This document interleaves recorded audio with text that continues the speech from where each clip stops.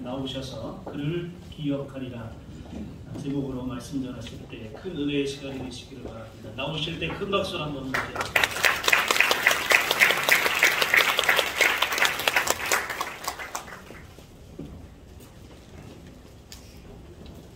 사람은 무슨 행동을 하기 전에 반드시 그 동기를 물어야 합니다. 왜냐하면 자칫 잘못하면 가치가 없고 그리고 순수하지 못한 동기로 인해서 잘못된 행동이 나올 수 있기 때문에 그렇습니다. 특별히 우리 성도들이 하나님을 위해서 일할 때는 반드시 그 동기가 하나님으로부터 받은 은혜에 대한 감사하여 그 은혜에 보답하고자 하는 그 동기가 될 때 그것이 우리 하나님 앞에 영광을 돌릴 수 있고 본인에게도 하나님 약속한 복을 받을 수 있는 비결이 되는 겁니다. 본문에 보면 은혜를 보답하고자 하는 마음을 가진 한 여인이 나옵니다. 이 여인은 요한 기자는 죽은 나사로의 누이라고 말하고 있습니다. 이 여인은 예수님께서 자신들에게 베풀어 주신 은혜를 생각할 때마다 예수님께서 우리에게 베푼 그 은혜를 보답해야 되겠다 하는 마음을 늘 갖고 있었습니다.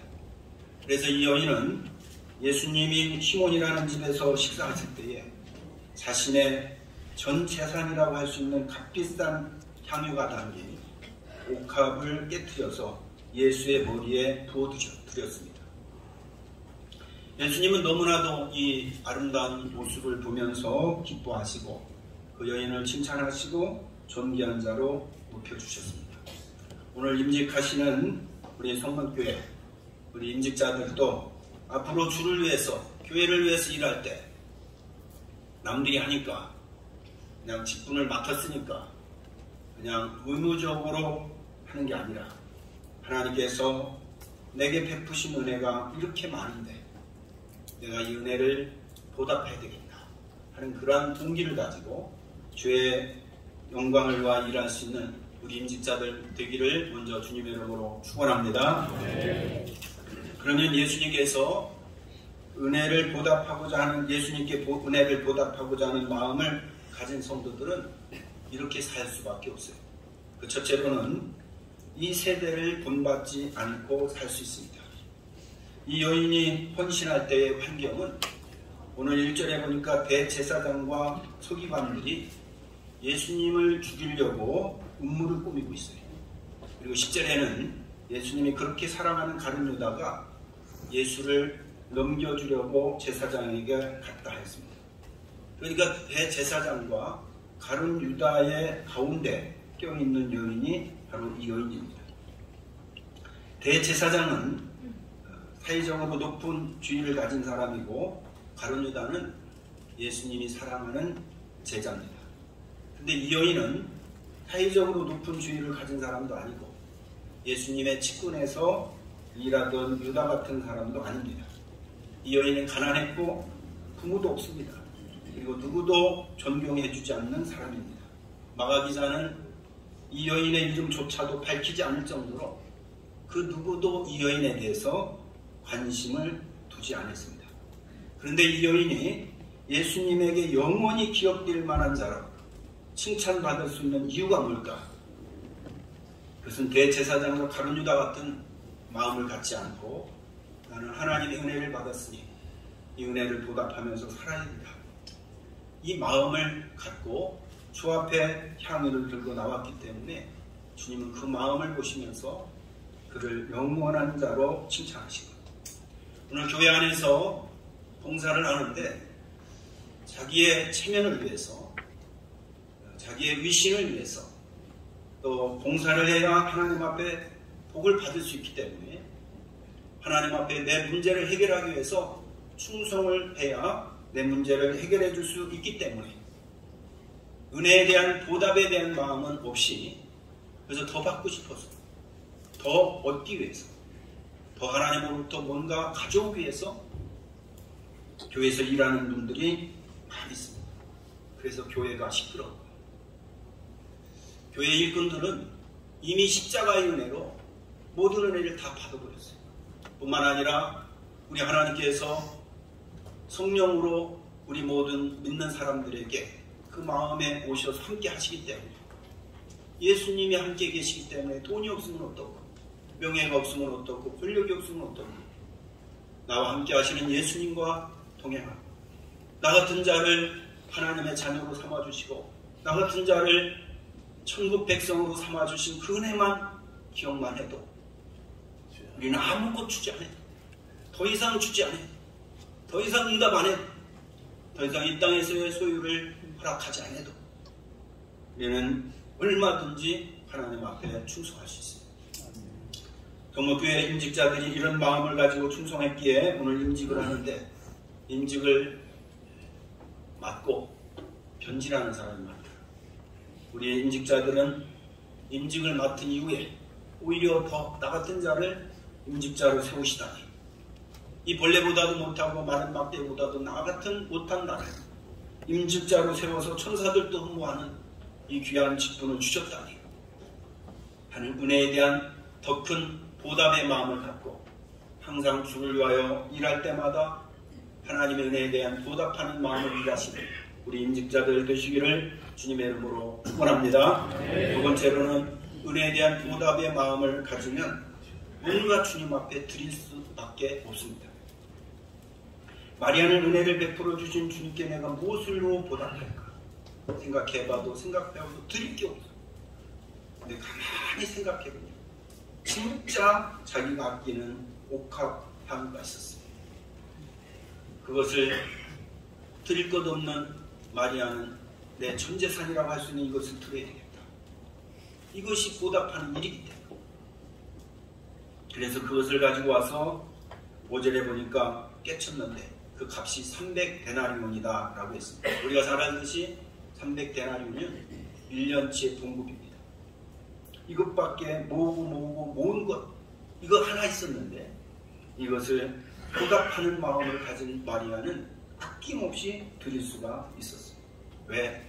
주님의 은혜가 너무 고맙고 주님이 베푸신 사랑이 너무 크기에 보답하고 싶은 마음, 찾다 보니까 자기의 생명보 같은 소중한 옥합을 예수님에게 과감히 드릴 수 있어요. 그러나 가룟 유다는 4절에 가보니까 화를 내면서 어찌 그 향유를 허비하는가 라고 소리쳤어요. 왜?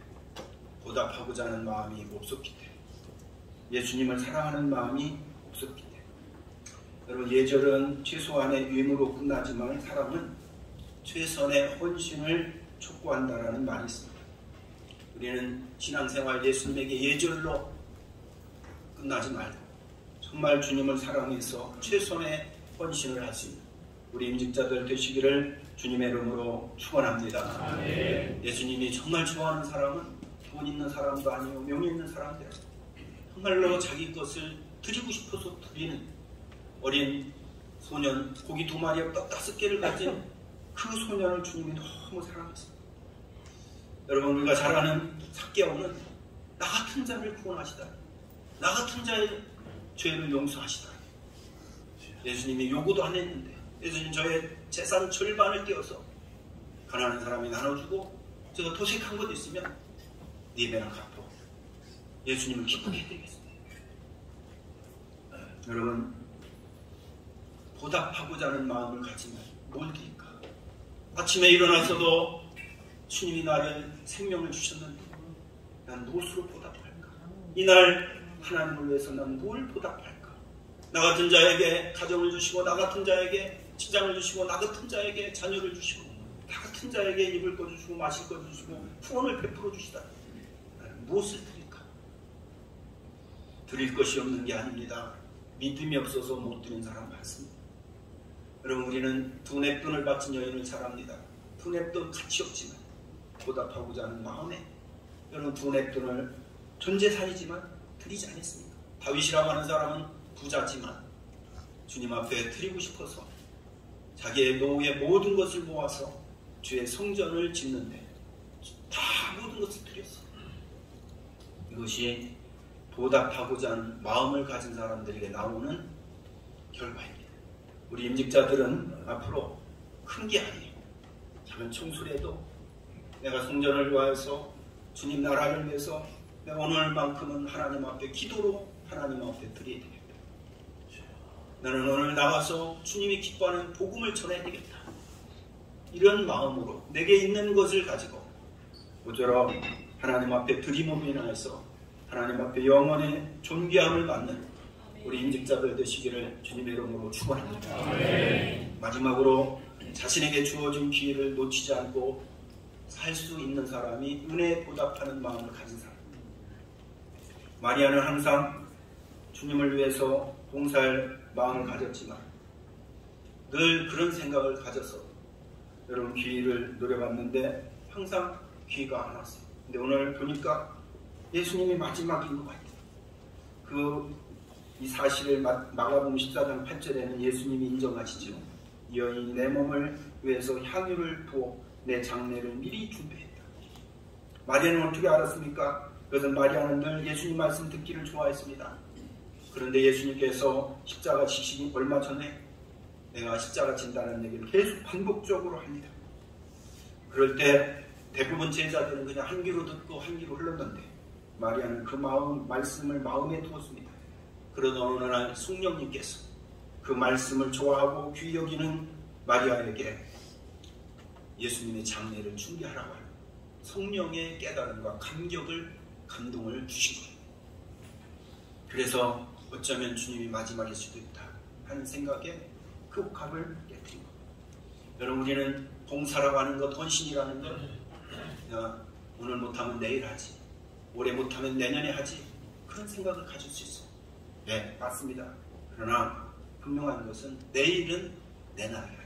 하나님이 허락하신 건 할 수 있지만 오늘 부르시면 내일이라는 헌신은 더 이상 없는 거예요. 토마스 칼라일이 자기 사랑하는 부인이 이제 갑자기 병이 들어서 죽게 됩니다. 토마스 칼라일이 갑자기 죽은 아내를 부둥켜 안고 아내를 흔들면서 소리치게 볼 줄 압니까? 여보, 5분만 좀 더 살아. 제발 5분만 좀 살았으면 좋겠어. 내가 당신에게 고맙다는 말, 사랑한다는 말 하고 싶었는데 못했는데, 여보 5분만 좀 눈을 떠봐. 5분만 좀 눈 떠보란 말이야. 내가 사랑한다고 말하게, 내가 고맙다고 말하게 5분만 좀 떠줘. 그러나 아무 의미가 없었어요.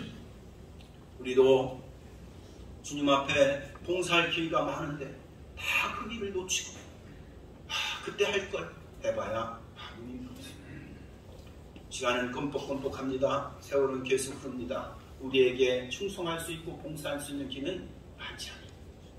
지금 하고 싶은 마음에 감동이 오고 성령님께서 그 마음에 감동을 줄 때 하십니다. 그것이 영원히 기억될 하나님 앞에서의 일임을 믿으시기를 주님의 이름으로 축원합니다. 임직자들은 성령을 통하여서 해야 되겠다는 마음을 가지며 더 이상 내 형편과 처지 보지 말고 주님께서 내게 주신 봉사의 기다 생각하고 보답하는 마음을 가지고 보답하셔서 앞으로 하나님 앞에 영원한 상 받는 우리 임직자들 다 되시기를 주님의 이름으로 축원합니다. 기도하겠습니다.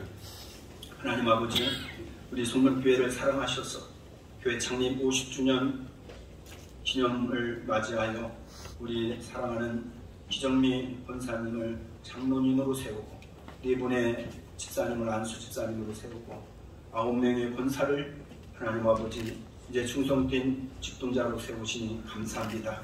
귀한 종들이 오늘 주신 말씀처럼 은혜에 보답하고자 하는 마음을 한시도 버리지 말고 주님 만나는 그날까지 하나님 은혜에 보답하고자 하는 마음으로 주 앞에 충성하고 헌신할 수 있는 하나님의 아들, 딸들 되게 하여 주옵소서.